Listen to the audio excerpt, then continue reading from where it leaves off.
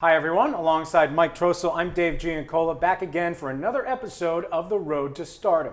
Well, before embarking on professional golf careers, Doug Ghim and Doc Redman enjoyed tenures as two of the top amateurs in the game of golf. And while the two would return to Los Angeles just a few weeks later as teammates on the victorious USA Walker Cup team, the 2017 U.S. Amateur Championship match at Riviera featured a showdown between the two of them that would not disappoint.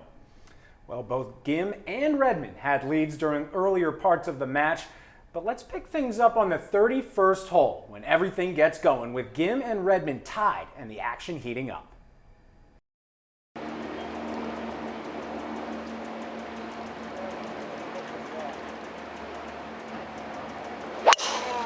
20, turn it, turn. There it is. It's a fine result. Some of the largest eucalyptus trees in the world guarding both sides of this fairway. Paul, don't you think this is one of the better looking par fours you've ever played? Absolutely. Just slopes from right to left so naturally, framed by the big trees. It just tells you what to do. Exactly.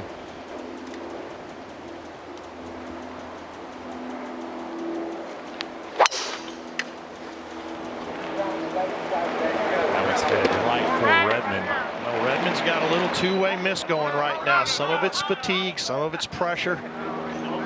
And another good kick back into play. Even our top tracer can't pick who's going to win this. And we are back. A look at Doug Ghim, the 21-year-old's best finishes in USGA championships. Lost in the round of 16 at the Junior Am, semifinals at the Junior Am in 13, and then in that championship match back in 2014 at the Pub Links in 37 holes. He stood on the 36th hole, one up, and mentioned the pressure just got to him. Hit his ball out of bounds against Byron Meth. Then hit a ball on the hazard on the 37th hole with lose to Meth. Actually went to the 2015 Masters. Said he was walking around during a practice round and saw Jordan Spieth, Rory McIlroy playing, and he looked over, the third member of that group, Byron Meth, and he said it's given him added motivation to get there after he made the putt to get into this championship match a day ago. His dad, Jeff, started jumping up and down on that 17th green and yelling, "Masters, Masters, we're going to the Masters," and they are. But first things first, this championship match that's all square through 30. Word came to us from the cart and dropped it. All right, okay. Where are you from? He saw it.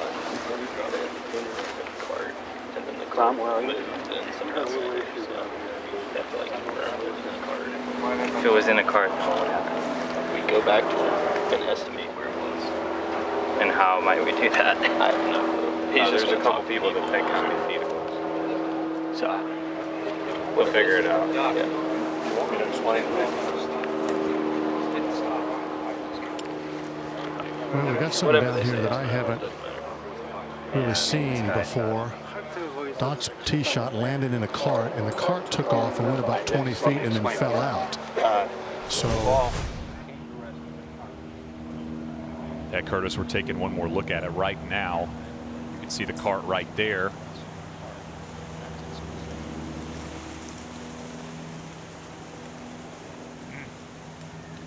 And you'll see it pop out right there. Right about there. Should I drop it in the cart? Yeah, drop it. Right here. So Curtis, it looks like they're going back to the spot it landed in the cart originally. Shane, the decision is where it was in the cart. All right, thank you. Obviously, when the cart took off, so he just dropped it to where the ball probably would have come to rest anyway. David Fay is with us, and David, I'm assuming there's some ruling that discusses and defines what just happened. Well, the key is that the cart moved. At one point, it was stationary. That's what we're hearing. If the cart had just been moving along, it would just be ball striking a movable, the movable cart, and it would be a rub of the green. But because it stopped and then it was flipped out once it accelerated. Nice smooth swing, tempo. And now Doc Redman looking over this second shot here at 13. Well, he dropped it. He's on a little bit of a slope. Ball's a little bit above his feet. Pretty decent lie, 192. Flagstick all the way back.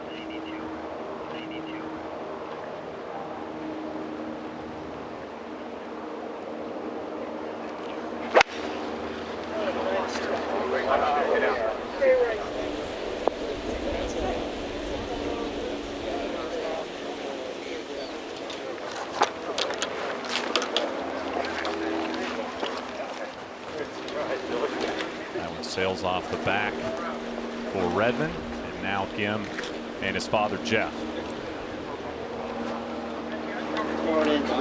-4, so 172 to the pin. But like we said before, you want to land it like 10 to 12 yards short. So like 165 shot, but then wind. So is it a hard 8 again, or is it 7? Let's go hard. Hard 8. That's better? Yeah. Okay. Well, I'm going with Dad. He says hard 8. You want to carry it 165.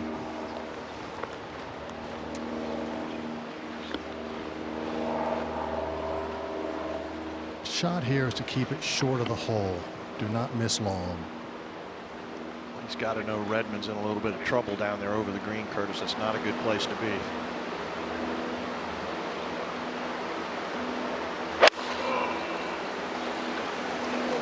Get back there. Good looking shot here. Screen running towards the ocean, does not want to hold, but what a beautiful shot, Shane. He lofted that way up in the air. Another great call by Dad Jeff. They've been a fun team to watch all week long. And the passion has oozed out of this Gim family all week. Mom Susan on the grounds as well. And you heard Jeff say it. His crowning achievement is his own son, who has a chance here to go one up with just a few holes left in this U.S. Amateur Championship.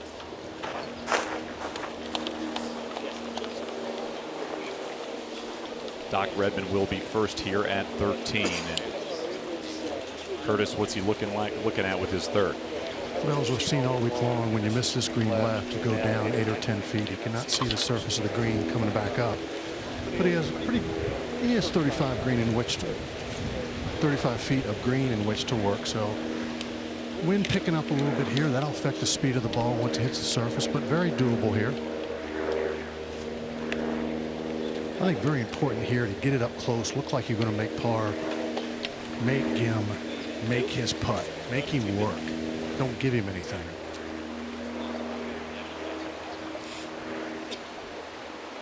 How much of an upslope has he stayed on here, Curtis? I think that's the real challenge, is picking a trajectory on this shot. Is he going to hit that low skidder off this upslope, or is he going to hoist it up with the grade of the slope? I don't think he has to force it up in the air at all. It's enough on an upslope and a beautiful lie. I just think he takes a normal hit on the ball, let the trajectory of the club dictate it, and let it run out to the hole.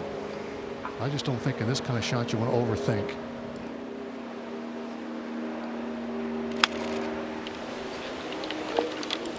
Carried it too far.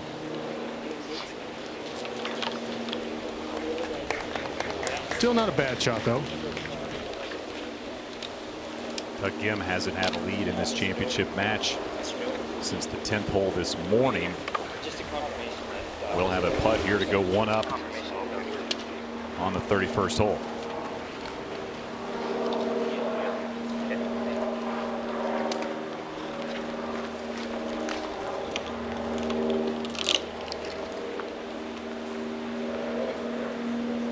Jeff cleaning the line for his son, has a pin on his shirt he's worn all week. Havemeyer pin. Says it's his good luck charm, but frankly the good luck charm might be that wand that his son has in his hand, the thing that's really got him to this point, Paul.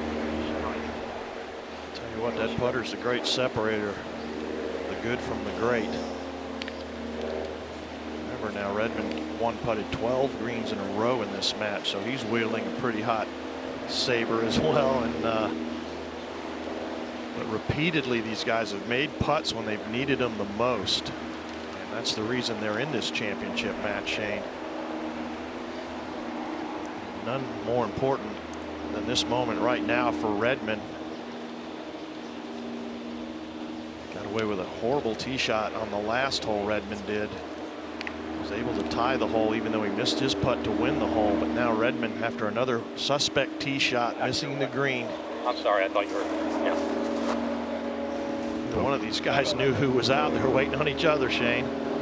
We saw Redman make a big putt here for birdie this morning. Made a couple of big par saves later in that opening 18 holes, and we'll need to pull more magic out here for a par. Gim most likely will be one up. Well, he one putted every green on this back nine in this morning's match.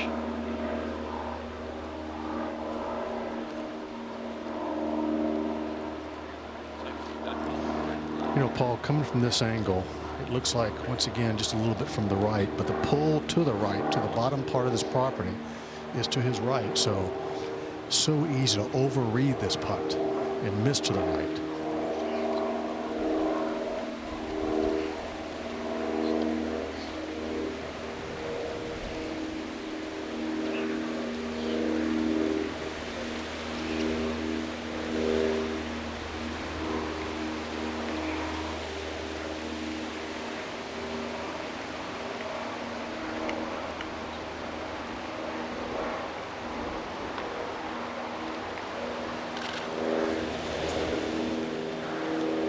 Races by for his par, so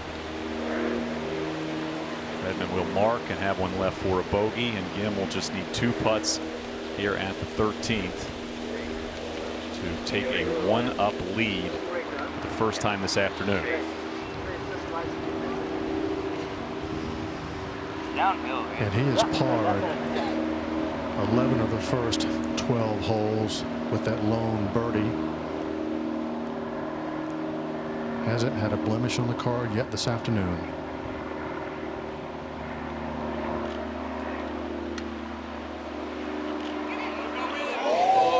Good for Doug. Did just what he needed to do. A par and a win for Doug Gim. And a 1-up lead. 5 holes to go until he can call himself a U.S. Amateur champion. Back here on the 14th, Doug Gim with the honor. The USGA elected to move the tees on 2 holes this afternoon. The 8th, they made it drivable, and this one moved up to 148 yards to the forward left tee. Good shot there. It was 186 this morning, and Gim most improved as he hit it way left into that front left bunker. And now Redman feeling some pressure like he probably hasn't felt all day.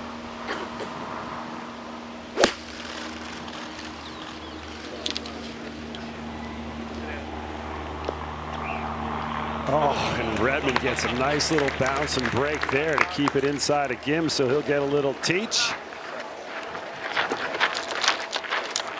Yeah, I wonder if they're thinking about what they did here this morning. Both players bunkered their tee shots. Gim had a much more difficult bunker shot. Hit it by about 20 feet. Got that one to fall in on the front edge. Just when you thought he might lose that hole, and then Doc Redman with another pressure-filled pack. Paul Azinger said it before about the 12 one-putt greens in a row. He one-putted the entire back 9. Kind of struts there a little bit like Padraig Harrington, doesn't he? He's got those pigeon, those like a penguin. Yeah, like a penguin. A little bit like a penguin. A little bit that little swagger. I like it. I think what I'm seeing here now, though, is that Doc Redman's putter's cooled off quite a bit since that unbelievable stretch of 12 straight one-putt greens, and he's starting to develop a bit of a two-way miss off the tee, while Gim still remains rock steady and almost like a robot. Every tee shot's a seen one, you've seen them all. He's so consistent right now, and he seems to be he's a little more, maybe the more experienced, possibly more polished player at the moment. Well, we certainly thought that in earlier matches, and Doc Redman surprised everybody by how well he's played this morning, how well he putted. You know, and I would say, Paul, don't you think, you know, when you get in a streak like that, you realize you can't keep one-putting every hole, but you got to keep thinking like you're going to one-putt every hole. Well, it becomes a mental contest. You know, physically, it just appears these guys are all over it. And when things start to go wrong, they go wrong in your mind a little bit. And as the pressure amps up, you know, of course, pressure's required for greatness to be recognized. And without the pressure, you can't become great. And it's amazing as the pressure builds, some of the shots that these guys are willing to play, Brad, and able to play. It's amazing. It is. And, you know, I thought when we were in breaks, after this hole, Redman's eye likes the next couple holes. He likes the fade on 15T. He likes the right hole location. He made a couple bombs on both of those holes. He can reach 17 easily. So this is an important hole right now for Doc Redman, and Certainly a beautiful break to be able to get to see Gim putt first. It's that scenario where you generally would say first in wins here, Brad. I agree, and a beautiful look from above here at Thomas's green. This green more east-west than any of the greens on the course. Most of them are more north-south. And you know, one of the things about this style of architecture, there's a lot of risk-reward in Thomas's design, a lot of forced carries. You know, everybody thinks a great golf course, you have to be able to allow the ball to run up. That's not so true in some of these Golden Age architects. And now Gim for birdie. Yeah, not much to this. Down the hill, both putts are slightly down the hill. I wouldn't say there's much movement either way in any of these putts. And Curtis is a very similar line to where Gim putted from this morning for a par.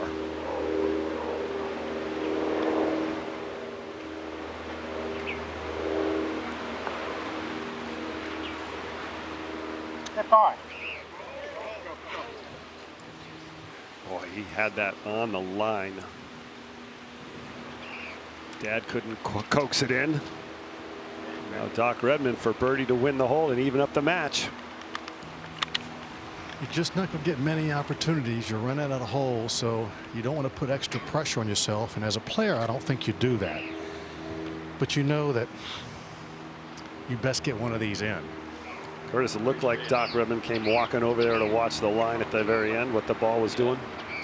Oh, absolutely. Your opponent, I don't care if it's match play or stroke play, you look at everybody's ball, not only when you hit it from the tee to green in the air, how it reacts when it hits the green, but you look every time on how a ball reacts around the hole. I always like to look at how it reacts when it loses speed.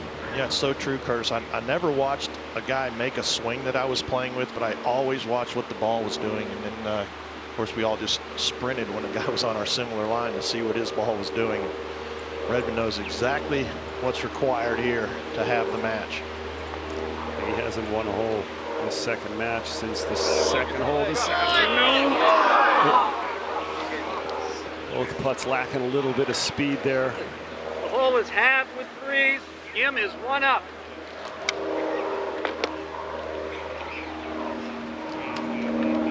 So they will make their way to the par 4 15th here at Riviera. Paul? Yeah, this 15th's a beautiful par 4. Dogleg to the right, playing 488 yards today into a slight sea breeze of about 5 or 10 miles an hour, but it is a heavy kind of wind. This is almost exactly at sea level here. You cannot be in that bunker on the right and put the ball on the green unless it just barely falls into that bunker. And this is one of the more sophisticated greens on the golf course. It's got a little bit of a valley that runs through the right-hand side, and the hole's cut just into that valley. Anything to the right or left of it will feed towards the hole. The key is putting it in the fairway so you can hit a decent second shot here. This green runs towards the ocean and does not hold very well at all. Both players birdied this hole in this morning's match. Now with the breeze up, it's going to play a bit longer. The breeze is as strong as I have seen it in the last 4 days. Just picking up the sea breeze. Probably a club when you hit it into the breeze, a good club up into it. It'll be, and what that means here on this tee shot is that I don't think they can carry the bunker on the right if they get it going out to the right. Curtis, I was just about to ask you that. What if you thought either one of these players had a chance to carry that bunker? You know, that's one that could be a good bad thing. We're thinking the same. Yeah, you got that right. But you know, you're right though, Curtis, and I think Brad said it on the last hole there, that this is a hole that I think Redman would like more than Gim, with that little bit of a dog leg right here. Although the tee shot doesn't need to be cut, it gives you that cut feel. Gim likes to draw it, Redman likes to cut it. Yeah, this is another hole that kind of lures you into trying to go down the right close to that bunker, but it's a lot of fairway to the left. And one priority here again is to put it in the fairway because you have such a long second shot. Forward. Par. Gim having nothing to do with that bunkers, tugged it way to the left over by the eucalyptus trees. Sorry. Now Redman's going to try to eliminate that left-hand side here. His go-to shot Just a little cut shot. Start it down that left side and just try to bend it. So you got about 30 yards from the left edge of the fairway to the right bunker.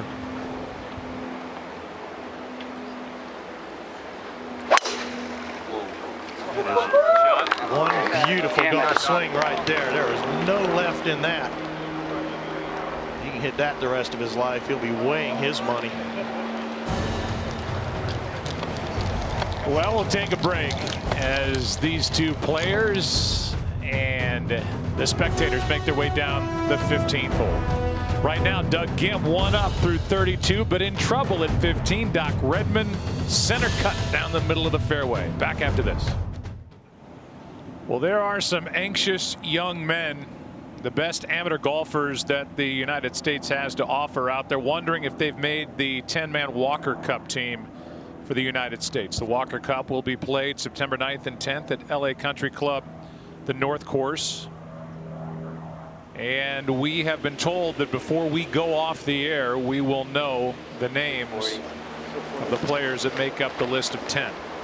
So that is to come. Right now, we've got a heck of a championship match, and Doug Ghim, who found the rough down the left side first. Do you think I could punch a hybrid? I can. Really tough lie. He's not in the Kikuyu, he's in some overseed, so sitting way down. Trap down. Okay, let's go. That's 243 to the hole, back into the wind. Tree is not a problem. He's got to get this ball to have some sort of left or right spin on it to get it to feed towards that hole. That bunker's protecting this flag stick from any kind of draw from this position.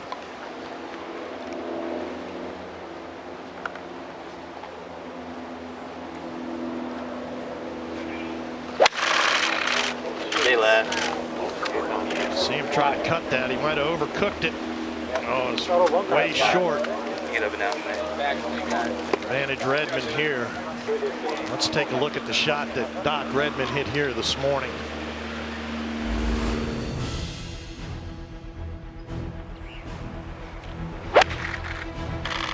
From a long ways back, another one of those soft cuts. This is what I alluded to earlier. The ball will feed in from the left or the right side of this flag stick. He'll know that, which gives him the advantage to take dead aim. What a beautiful shot that was this morning. These two players have played this difficult par 4 at even par this week, but both players birdied this 15th earlier today.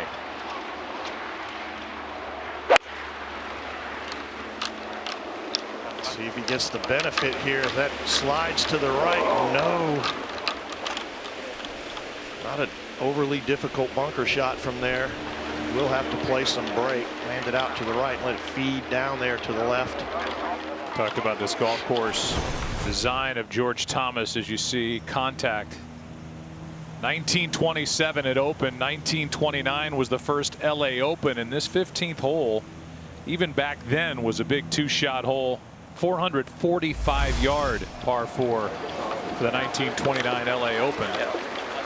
And today, playing at 488. Well, it is a monster par 4, especially in the afternoon when you get a little bit of sea breeze.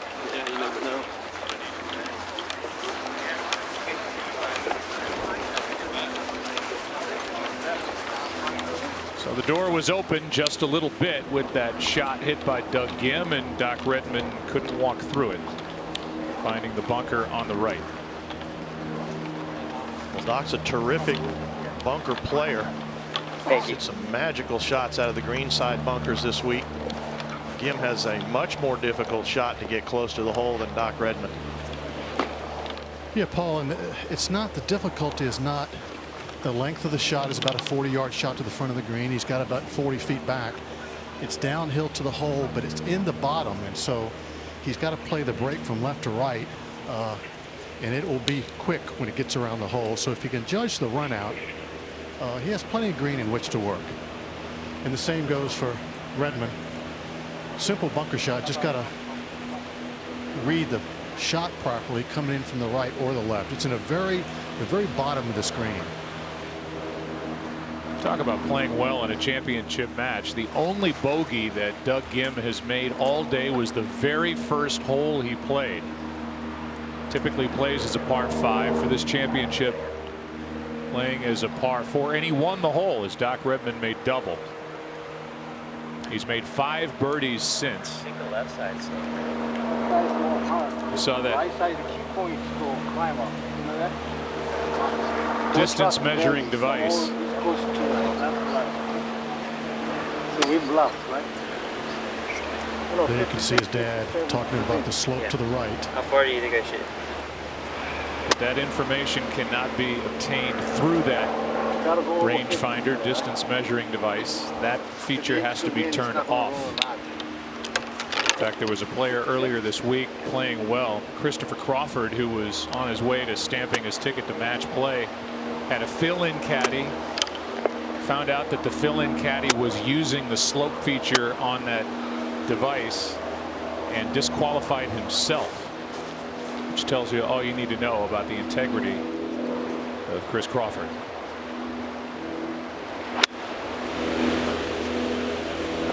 Well, now that is some kind of special. He just misjudged it. I think he hit that as well as you could possibly have hoped, thinking it would maybe check up a little quicker than that. What a beautiful trajectory on a wedge. Yeah, just took a big first hop, but still, most importantly, left himself a pretty makeable putt from about 15 feet. Now Redman out of the bunker, downhill to the hole, pretty flat to about halfway to the hole, and then downhill off the slope.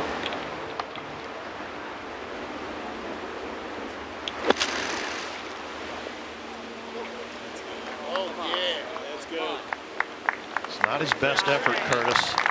That's not bad. It's just left with a tough 4.5 or 5 footer. Just got that going a little too much at the hole. Didn't allow for quite enough break to hit that gimme. Distance-wise, not too bad. You can show your love of the game with official USGA Championship merchandise. View the entire 2017 collection online at usgashop.com. You've got Doug Ghim, who is one up in this match. The Texas women's golf Twitter feed talked about deja vu, a lot of the same circumstances with regard to the win earlier by Sophia Schubert at San Diego Country Club. And Schubert won, pride of University of Texas, and now the Big 12 Player of the Year, Doug Ghim, with an opportunity to make it a clean sweep, and that has not happened in the long, prestigious history of the U.S. Amateur Championship. One university, one school winning both, the men's and the women's.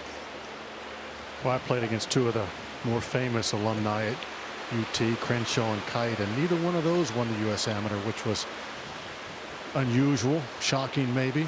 Justin Leonard and David Gossett are the other 2 winners from Texas. Exactly. Been a great program for a lot of years. Well, now, Curtis, I think that Ghim thought his shot was going to end up closer than that. It turns out the down grain aspect of this green trumped that breeze he was hitting into. That didn't check as much as he thought. Now he's got a very difficult putt back down that hill through the valley here to try to save par. Yeah, a couple of things with that third shot. He was coming out of the rough, so he couldn't control the spin as much, and it took a big first bounce. So this back up the hill, so you certainly think he'd give it a good roll. It should scare the hole if it doesn't go in. The difficulty, of course, is the circumstance, not necessarily that it has a lot of break in it.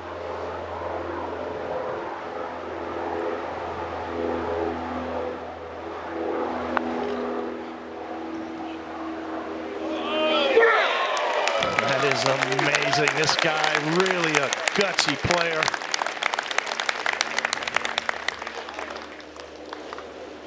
Reminiscent of the play of Jordan Spieth, knocking a putt like that down. Another Texas Longhorn. Here's another look and the reaction from Doug Ghim. What a par save. And Dad's never shy.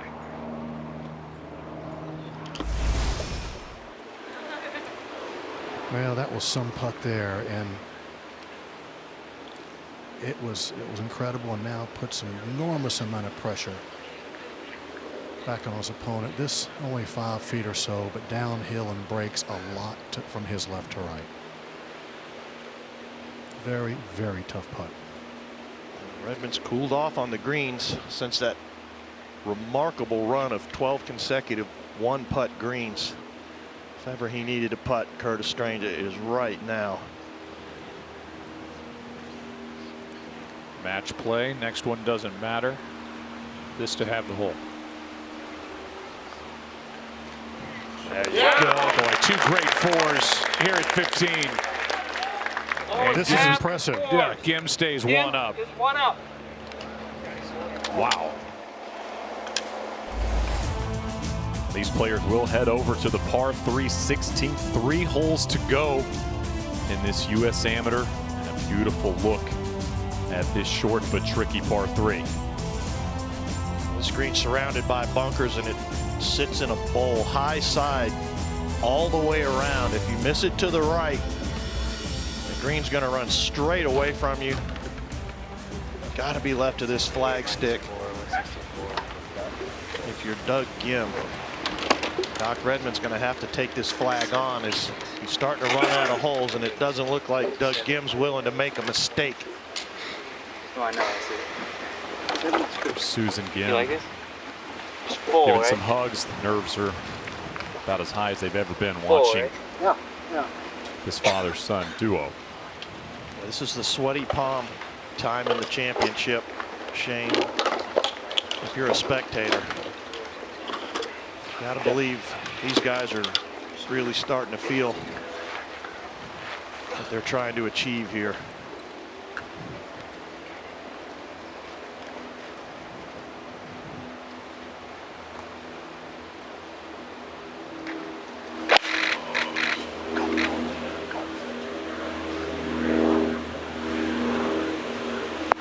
Exactly what he needed to do. If Doc Redman decides to take a chance here, there's a lot of risk in it. This is the hole that looked like Redman would lose this morning during that fiery second 9, but he was able to make a long par save, and he'll have to find the putting surface here after that great shot from Gim. Doc missed to the right this morning, and he knows that's not the place to be. So we'll just see if this is the hole where he chooses to take a chance and go right at the flag.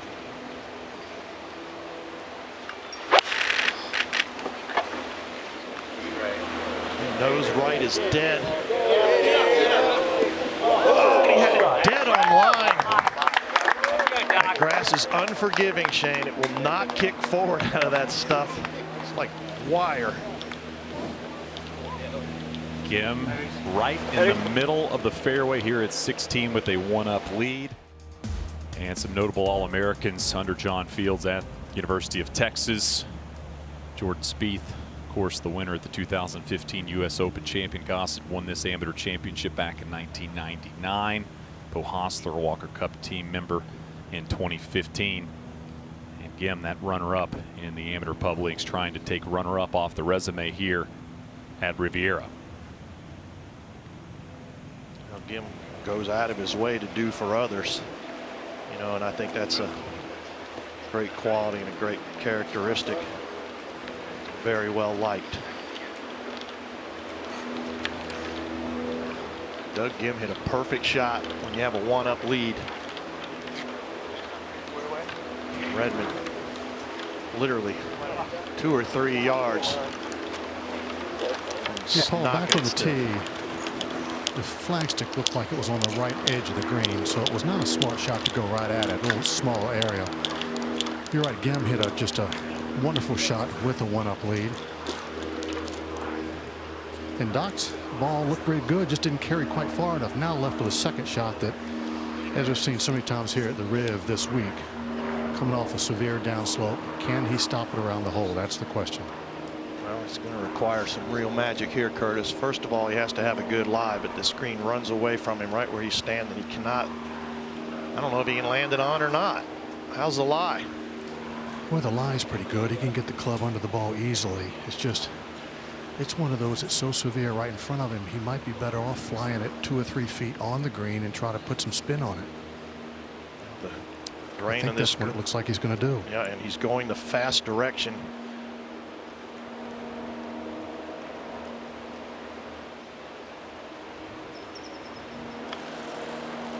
Pops it up, and it just won't hold. It won't grab, Curtis. Well, you just had to take your medicine there. That was almost an impossible shot. Another one of the great short holes here at Riviera.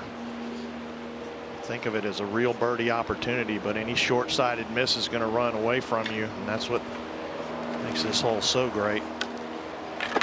Now Doug Ghim will have a putt here to win this hole and go 2 up with 2 holes to play at the U.S. Amateur.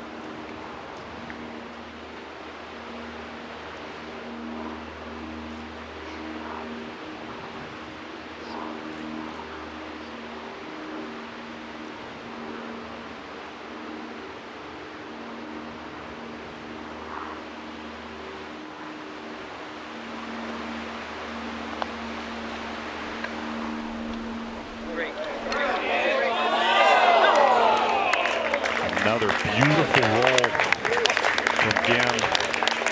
Just slides by the edge. That will be a par 3, and Redmond must make here at the 16th.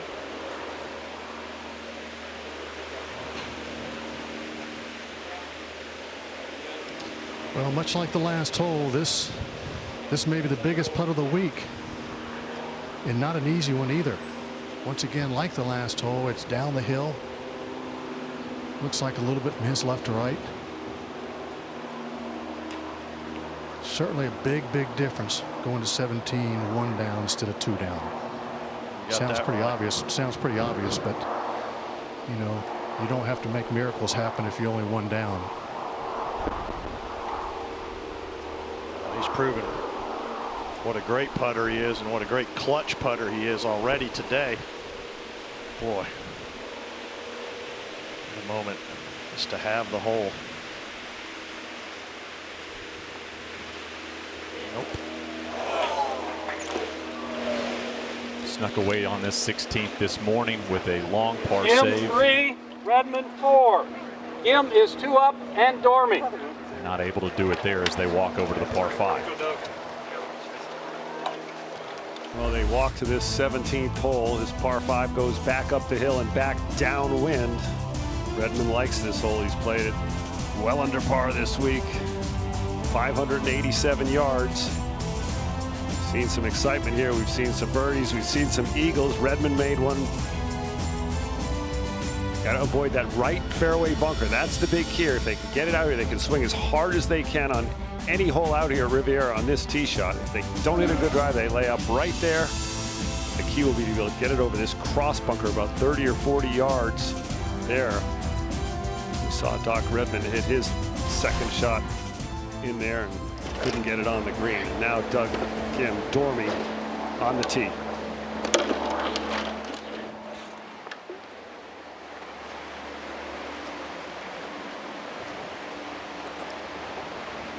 Wind out of the left and some help.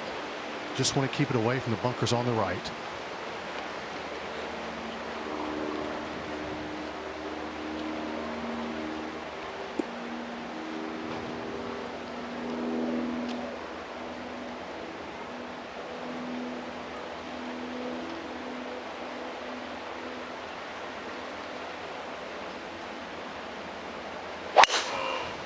That's beauty, man. Perfect. Dad loved it. That same draw. He's got that shot pattern that he's matching every time, and he looks so focused. He knows it's in his grasp. Saw him drop his head there before he hit that shot. Take a deep breath and visualize now. Doc Redmond must put it in the fairway to be able to reach.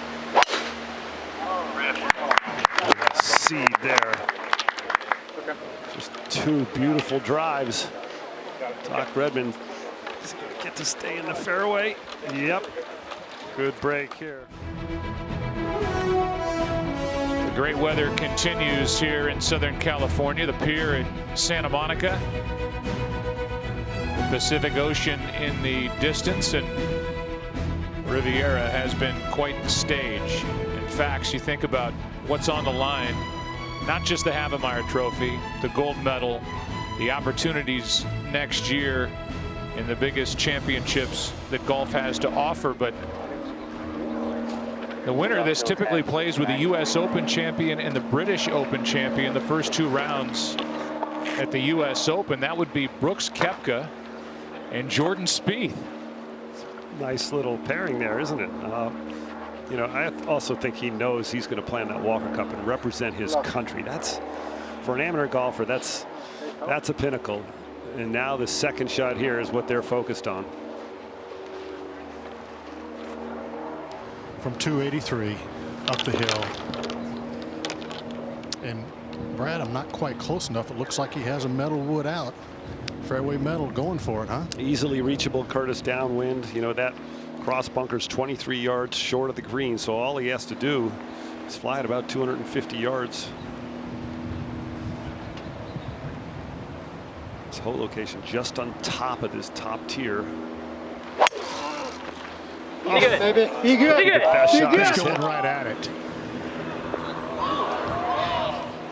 Oh, and he whistled it over the back, and it's into the heavy rough of Kikuyu. It almost hit the flagstick. You know, Brad, it looked like that thing was hit as solidly as he's hit any shot this week. Incredible. He smoked it. He did.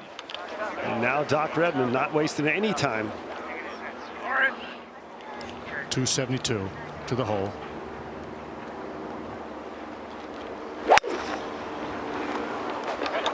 He's walking after it. Good looking shot here as well.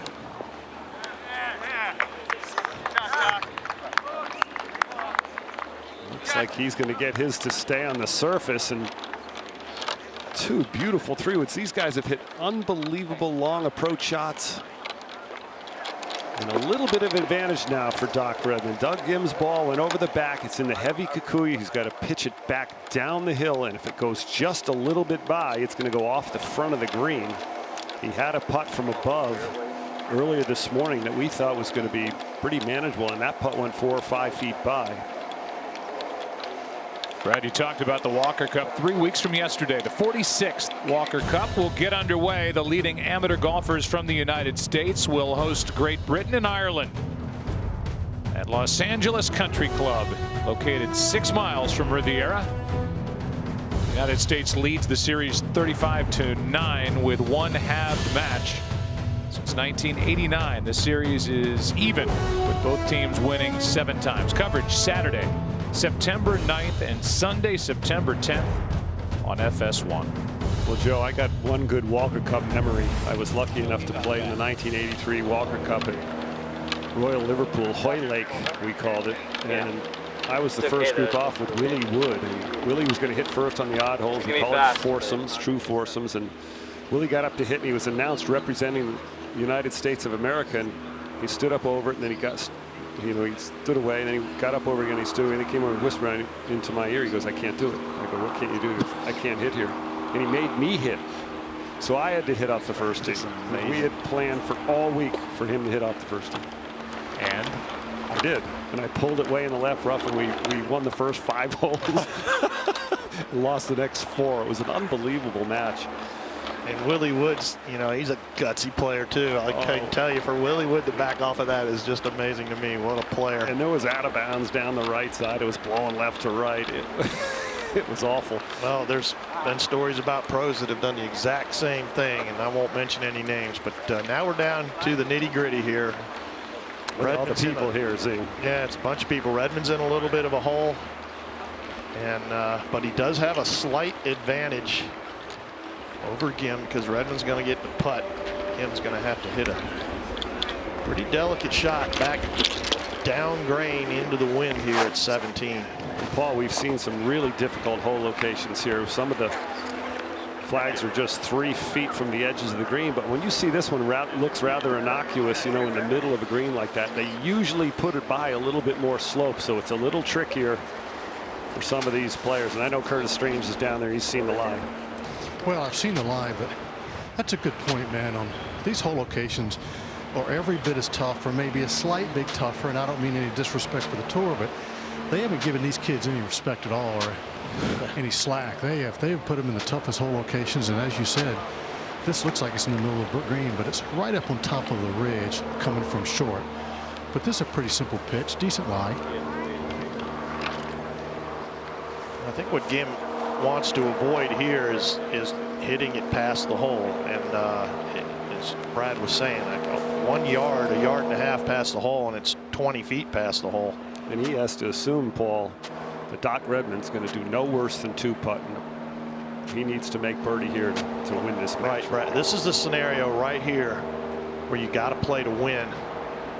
And these guys have both proven that their desire for success is greater than their fear of failure, no matter the outcome.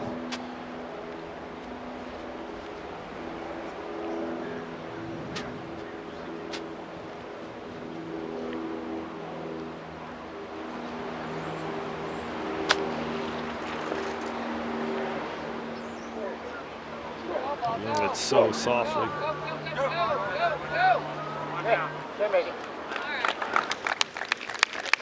Good touch down the hill. He was a little conservative, like Paul, you mentioned, and now Doc Redman has a chance. Has no gimme by any means being above this hole. This is not as much downhill as you might think. It is slightly downhill the whole way consistently. With where Gim just left it, there's no immediate emergency to try to make this. Make sure you get it up there close, you can make the next one. And then your fate's in your opponent's hands.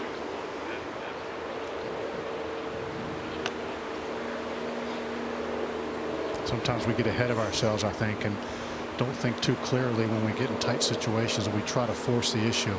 Just make sure you can make the next one. Well, it's so easy to say that, Curtis, isn't it? We've been playing all our lives. You know, you're exactly right, but we've all made those mistakes and then thought that night laying in bed, boy, I shouldn't have done that, or I should have done this. And this is one of those times. Well, he eagled this hole in the round of 16. The putt was much shorter. Didn't mean a chance to win the U.S. Amateur at that time. For a 19-year-old, I can't imagine he's felt more pressure than he's going to feel right now over this putt in his golfing life.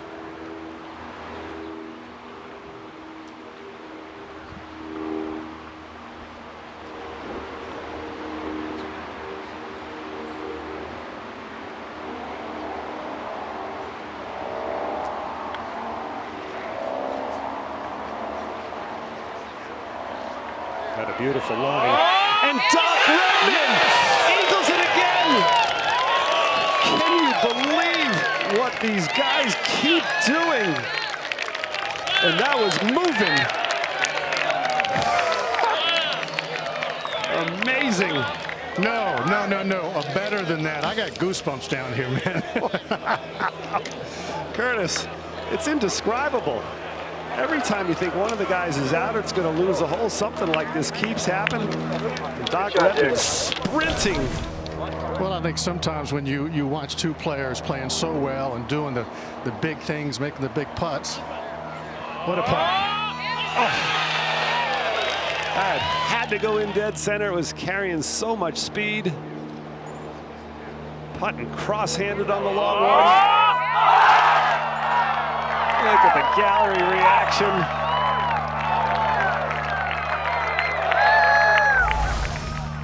Golf at its finest. Love that he gets to walk through the crowd and talk to the gallery. And now on to one of the strongest finishing holes in all of golf, the 18th here at the Riviera Country Club this week. Doc Redman has played the 18th at 2 under par. Doug Gim has played it at 1 under, and remember, both birdied this hole earlier today. That is a real example of playing to win, and as I said before they putted, both of the players' desire for success is way greater than their fear of failure. Now this tee shot is a blind landing area and a fairway that slopes left to right, Joe. There are huge eucalyptus trees down that right side that are virtual jail. This tee shot has to be left of that walkway as you see going up that hill there. And Zing, I think the most important thing right here is for both players to take a deep breath, slow down, They're both running on a lot of adrenaline right now.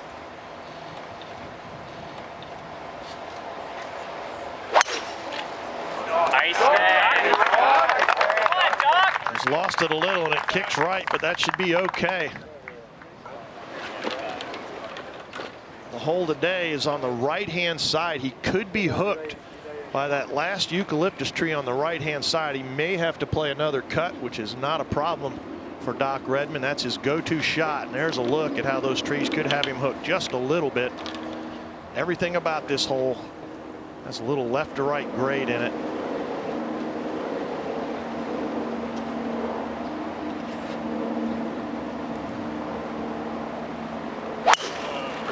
Another beauty by Doug Gim. Absolutely on autopilot off the tee. This is just an exhibition between these two young men. Doc Redman, 19 years old, a sophomore to be at Clemson, and Doug Gim, 21, a senior to be at Texas. How many times does the final act fail to live up to expectation? This has been incredible. Better than we expected. Now, earlier today at 18. They both piped it down the middle. Go. Get up. It got up. Perfect, man. And snuggled up near the hole. And now, just for good measure, the way these guys have gone all day. Here's Doc Redman. Hitting another beautiful little cut shot, trying to match up his opponent. How do you like that? Good swing, Doc. Both made birdies at 18 earlier today.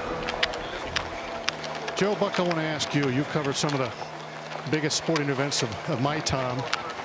You know, it's exciting to watch two people in the arena play as well as they have played, but compare this to some of the other times and moments you've seen. You know, I was thinking about that a little while ago.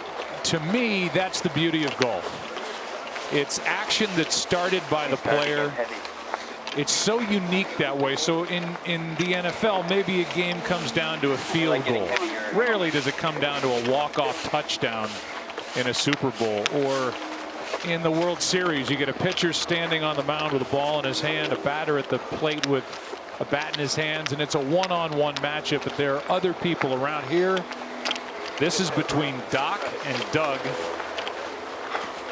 Doug with the one-up lead, and Doc coming off an incredible eagle at 17 just to get to the 18th. Looking for some magic here to force extra holes, and if it does go to an extra hole or more, we will start that at the iconic par 4 10th here at Riviera.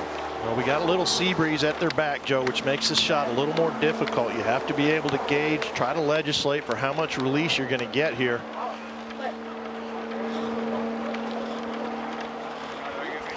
So we're going to depend on who goes first. Curtis is down there. Who's first, Curtis? Well, Gim is first. No tree trouble. Right side of the fairway. Wonderful angle, straight downwind. Just has to get the distance correct. Redman now has to go over just the very edge of the trees, if it ever so slightly. Can't start it to the right at all, but really doesn't have to cut it. And that's a good thing because he's straight downwind. So trees really not an issue.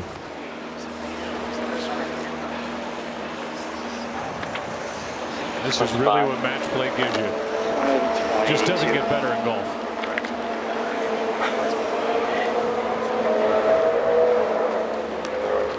Do you like 9-iron? Yeah.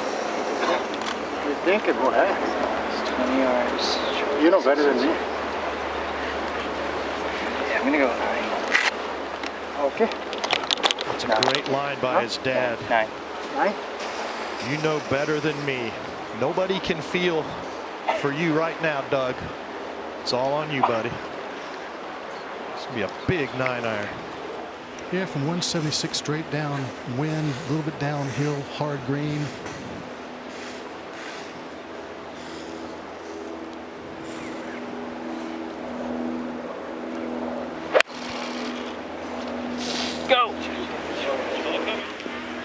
sounded a little heavy. And it's the first time Doug Gim's missed a sweet spot in about 3 hours. And Zhang looked a little heavy as well, very steep. Yep. Good swing, right side.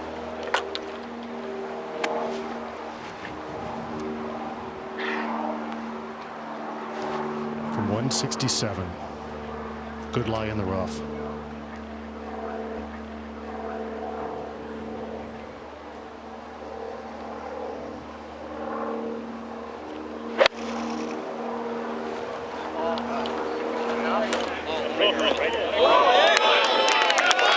This guy, I'll tell you what, he's got the heart of a champion. He couldn't have left it in a better spot, Joe. He's so subdued, and obviously he's one down going up to the green here at 18. But that reaction on the green at 17, about as much as we've seen from him this week. Again,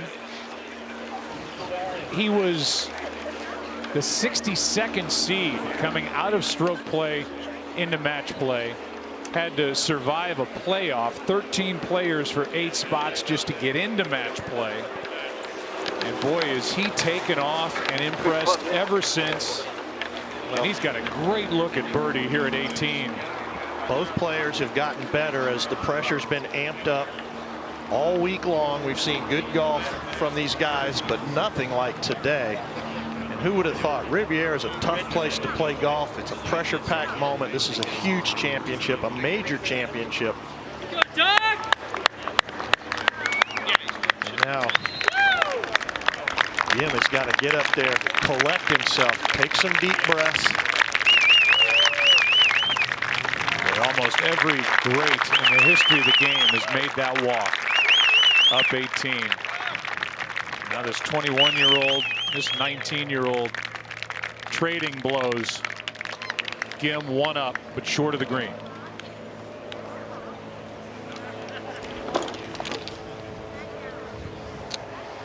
Men short of the green.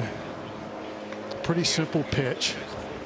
And we've seen him do it all week long, but the situation makes it much tougher than that. You know, Curtis, don't you think he got a jolt to his system when he hit that ball fat back there in the fairway? And I think that's what he's got to overcome here. Recollect himself. Like I say, take some deep breaths, slow down that heart rate a little bit. Yep. He's got. Yeah, I think the second shot hit a little heavy. I think he's long past that. I think he knows exactly what he has to do. Of course he does. You get it up and in, and then hopefully your opponent misses. But number one, what's on his mind right now is getting this thing close to the hole. Doing exactly what you've been doing for 6 days now. He's got to evaluate here the best he can how this ball's going to react, and then try to execute a good shot here. This is another one of those. This could be a little bit of a leading edge shot, shaft lean, and just run it, or he may decide to clip it with all kinds of spin.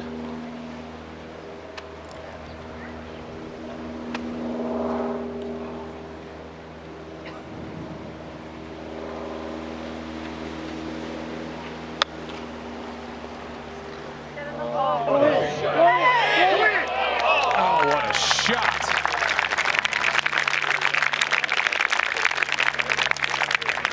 Well, here we go. I don't know how you draw it up any better than this. My palms are sweating watching. I don't know about you folks, but this putt that Doc Redman faces right now is going to be nothing like he's ever experienced before. But you know what, Zing? That's why we practice all these years, and we dream about these positions. Now, let's take advantage of it. Let's buck up, and we're on the stage, and let's perform and be good. And this is a pretty simple putt. I don't know if there's any break at all to it. Slightly back up the hill.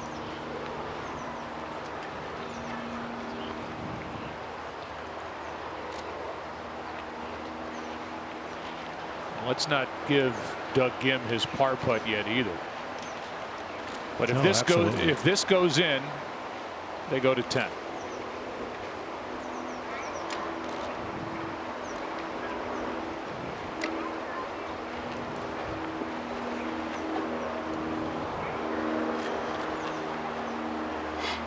All of us in our youth, as Curtis alluded to, we practice this, we dream about these moments. You say this is for the U.S. Amateur, this is for the U.S. Open. whatever it is in your mind. And now Doc Redman is experiencing that in reality.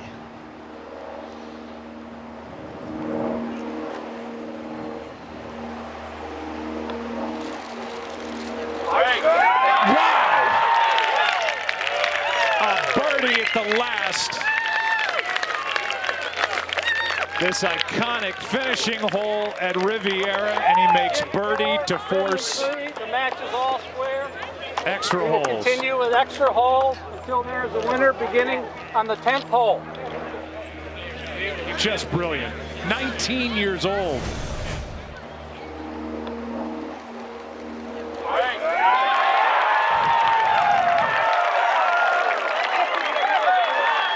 He's gone eagle, birdie.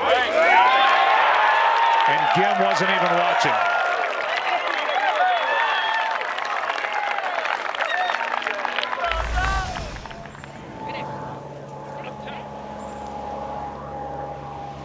Remember, Doug Gim was 2 up through 16. The eagle, the birdie, the never quit attitude, all square through 36 holes, and now to 10.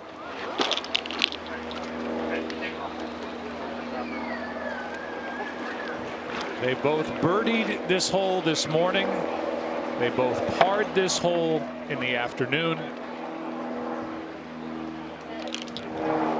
And it was Wednesday morning when Doc Redman got through a 13-player for 8-spot playoff right here at the 10th with a par just to get to match play. Yeah, absolutely. Doug Gim has to be in shock right now that he's in a playoff. Who goes eagle birdie at Riviera and a U.S. Amateur to extend a match? Well, I'll tell you who. Doc Redman, that's who. And now the most iconic of all holes here at Riviera is the 10th.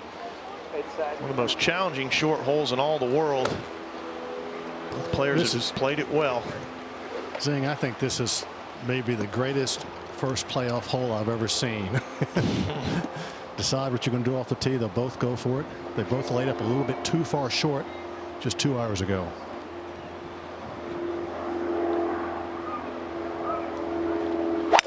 Nice man. Good ball. Cannot miss this green to the right or you have no chance, and Doc Redman could not have put it in a better spot than that.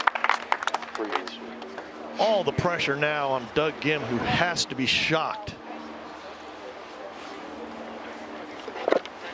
You got to remember, Doug Gim in the playoff in the 2014 Pub Links lost the 36th hole, hit it out of bounds.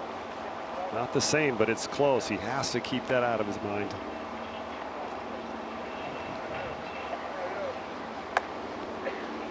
As I said before, they both know they came up a little bit too far short just 2 hours ago, so has to hit a little bit more club, get it up into the green a little bit, or up closer to the green.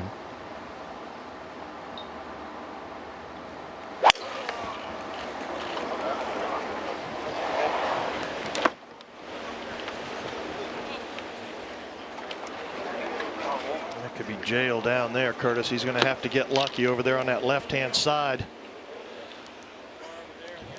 Left is better than right. Advantage Doc Redman, who's played this 10th hole at even par for the week. The 35th hole of the day, the par 5 eagle putt, cross-handed, and his second eagle on 17 this week. That was to extend the match. And now at 18, the 36th hole. Well, those trees on the right were definitely a problem for Doc Redman, but because he hits that cut shot, they were no problem at all. He just measured that up perfectly. What a putt this is right here. This is what dreams are made of. And for the second time today, at this difficult finishing hole, sticking it close, making the putt for birdie, and now forcing extra holes. is where Doug Gim's ball is, and we can't even see the thing down there. That rough is so deep. That's an overseeded area, I think. Curtis will let us know here in a second. We will welcome you inside our booth. I'm Joe Buck with Paul Azinger and Brad Faxon, and we've just been up here, obviously off camera, shaking our heads and reacting. I mean, this has been absolutely incredible to watch. It's marvelous, really, and it's just cool to see two guys going out there and trying to play to win, and not being afraid of losing. There's no hanging on here. These guys have hit great shots. The 2 shots they hit into 17 were remarkable, and then 18, of course, was brilliant as well. Even just a little pitch shot that Doug Gim hit. But I got to believe Doug Gibbs in a little shock right now that Doc Redman made that eagle on 17 and 18, and I think at the last second he was don't miss it right there on 10 because right's dead. Hopefully he's got some room there to hit a decent shot, Brad. Well, and Doc left it in the perfect place. He's the best chipper I think I've ever seen. He's chipped from places where we'd all putt from. And now Doug Gim's in a spot where he's going to have to play some kind of a trick shot up and over those trees and hopefully get a good bounce. Well, I got to tell you, if it wasn't for the lie, he could manufacture something, but it's been the worst lie I've seen all week long. Sitting way down in this overseed type of fescue grass. He has an angle into the hole with no bunkers between him and his ball, but there is a palm tree that he can't go real high. If he goes real high and chops it out of the rough, he could catch the palm tree. So the lie's dictating that it's just a very, very just an unsettling type of shot. It's not something that your creative juices can really overcome, is it, Curtis? He's just kind of got one thing and one thing only, which is hack it out and try to bounce it up there on the middle of the green somewhere. Well, his again, yeah, he's trying to make par now. That's all. See where my ball is? Just stand there. So while they look at it, we'll remind you that the last time the U.S. Amateur went extra holes was at Cherry Hills in 2012. Stephen Fox won that week after making match play via a playoff, which is exactly how Doc Redman got to match play this week at Riviera, and he has the upper hand here at 10. If he can somehow manage to get the ball out on the right side of the green and make 4, and I think to make his opponent work hard and make 3 and beat him. Don't give it to him by making a big mistake after hitting a bad tee shot. So 4 is the goal now.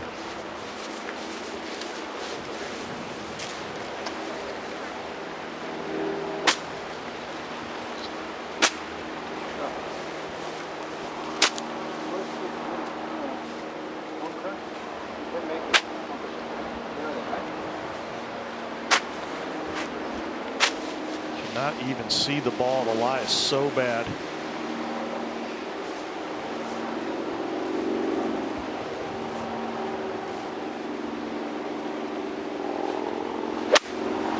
Right.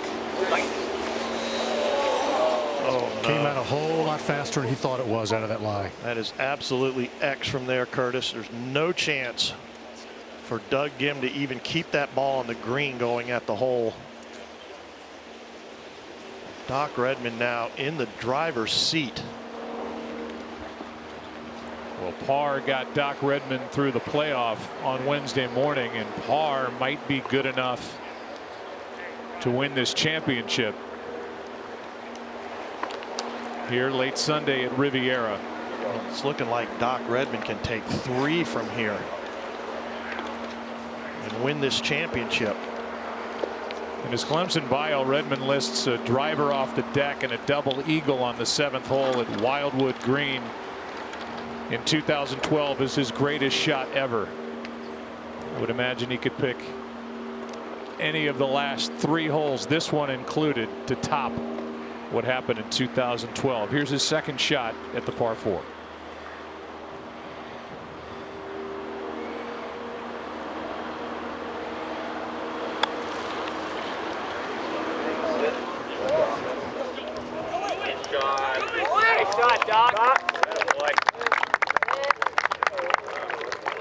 It's a good shot.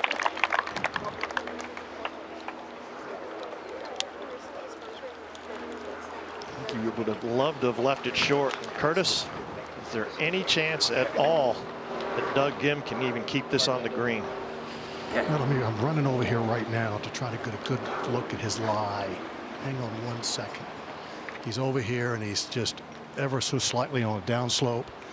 If he can catch the fringe and the flat part of the fringe or even the upslope, which is only about 18 inches on the outside of the sand, yes, he could, but he's got to hit the flag stick here, I think, is it's kind just of a what you're tough shot. thinking. Just go. Yeah, it's just Try to hit the flag stick. You got to take dead aim. If he lands it where his feet are right there, maybe it'll stick and hop up, because that stuff's like Velcro that he's standing on. But otherwise, hit the stick.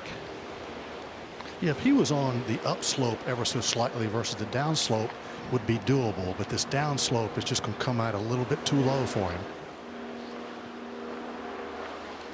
We've referenced it a couple of times that 3 years ago, Doug Ghim had a 1-up lead going to the final hole, the 36th hole at the 2014 Pub Links Championship.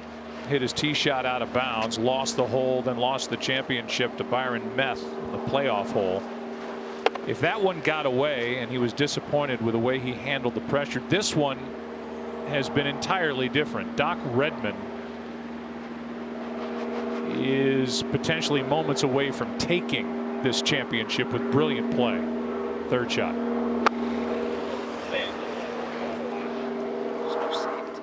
Just trying to do the impossible. Couldn't pull it off. Well, he can hold that shot for par. And that actually is a holeable bunker shot, Curtis, if he's in the middle of that bunker. But that ball went to the backside of the trap, and I think he's got a... This is the same type of lie he just had is on the downslope. This, once again, downslope with a green elevated above you. It's going to come out too hot to stop it around the hole. Doc Redman needs to be sitting there waiting on a miracle from Doug Ghim.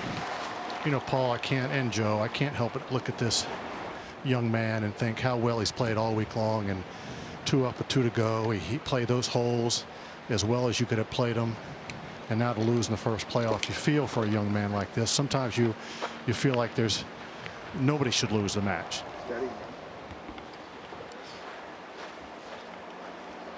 Couldn't agree more. Doc Redman, whose given name is Doc, is waiting on this from Doug Ghim. He's going to have to hold this and then hope.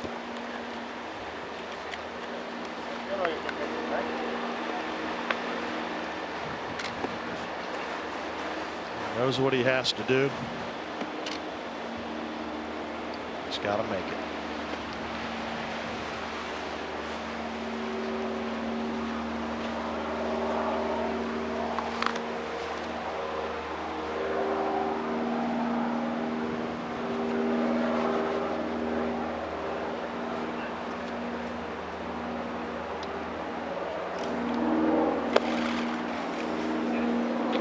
Not going to get it.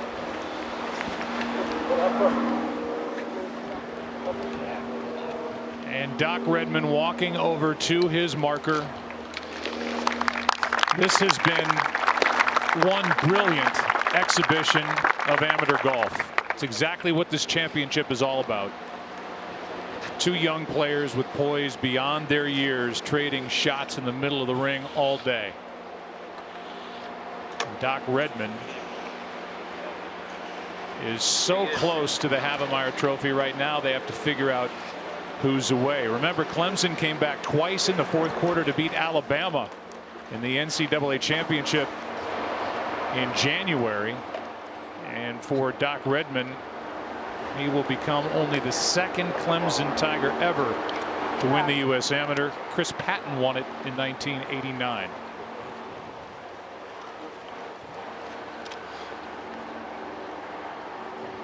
There's his dad, John, on the other green here at 10, over by himself, knowing how close his son, his 19-year-old boy, is to winning the U.S. Amateur. It's been a remarkable display of shot making, Joe. Clutch putting. Great amount of sportsmanship, but that should do it. Doc Redman, U.S. Amateur champion.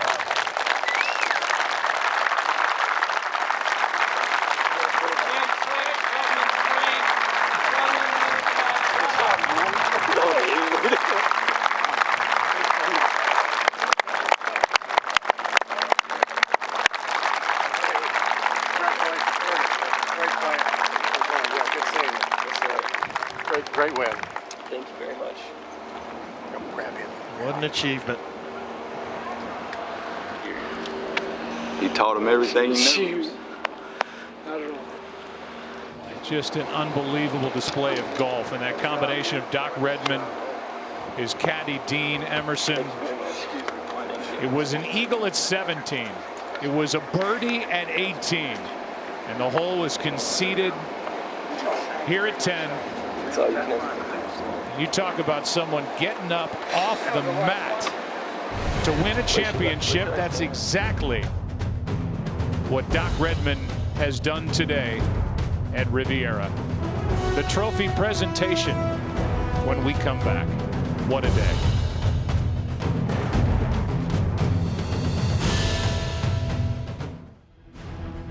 It took 37 holes. We're just sad it's over. Doc Redman is the U.S. Amateur Champion. Doug Ghim standing by with Curtis Strange. Thank you, Joe. I'm down here with, I hate to even say runner-up. You played so well all week long, and I said a few moments ago that sometimes we see such a great match and you see two players in the arena play so well, somebody shouldn't lose. Yeah, it's just the way it goes sometimes, but I mean, what can I say? Doc played so well coming down the stretch, and man, we weren't really giving each other anything all day. We worked for everything. There wasn't even that many holes won back and forth. I felt like we have so many holes, and you know, unfortunately, I just didn't come on the winning end, but I mean, I have a lot to learn and a lot to cherish from this week. Well, you certainly played very well. 2 birdies, 16 pars this afternoon. There's not much you can do, is it, when you played against a guy who played and finished the way he did on 17 and 18? Yeah, I mean, it's match play, right? It was do or die for him, and he did it. And I mean, I'm still proud of what I did, and like I said, it's just unfortunate that it didn't end the way that I wanted to. Well, you should be. Congratulations on a great, great week, and we'll see you in a couple weeks of the Walker Cup. Thank you so much. Okay, thank you. Holly, back over to you. What a world-class ending to a world-class week here at Riviera Country Club. I'm here with our more than deserving champion, Doc Redman. Doc, just 4 short days ago, you were gutting it out in a playoff just to make it to match play. Today, you're 2 down, standing on the 17th tee. You finish eagle, birdie, send this to extra holes. We've been gushing about what a gutsy performance this has been. How would you describe it? Yeah, I think it was obviously very gutsy. It was just about never giving up and believing in myself. And, you know, you never know what can happen. And now you add your name to the Havemeyer Trophy with the likes of Tiger Woods. I can see you nodding your head. You know Tiger Woods, Jack Nicklaus. I know it probably hasn't sunk in yet, but what does this mean to you? It's awesome. You know, all the hard work has been paying off, obviously. And, you know, I think it's great for everyone around me, too, who's been helping me out. You know, it's their win, too. And, you know, it's surreal. And how in the world do you stay so composed? I don't know. I just do. I never get too excited, never to get too down. All right, well, maybe getting your hands on this trophy will get you a little bit excited. And here to do the honors are Chairman of the Championship Committee, Stu Francis, and President of the USGA, Diana Murphy. Thank you, Holly. Doc, you definitely deserve to be excited now. It's my pleasure to officially crown you as the 117th U.S. Amateur Champion and to put this gold medal around you and hand you the Havemeyer Trophy.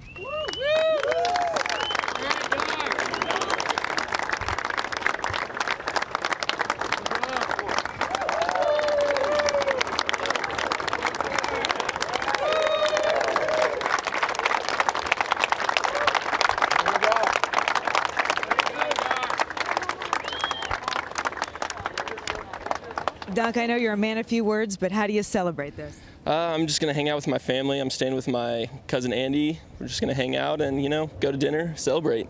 All right, you enjoy it. Thank you definitely deserve it. Ladies and gentlemen, your 2017 U.S. Amateur Champion, Doc Redman.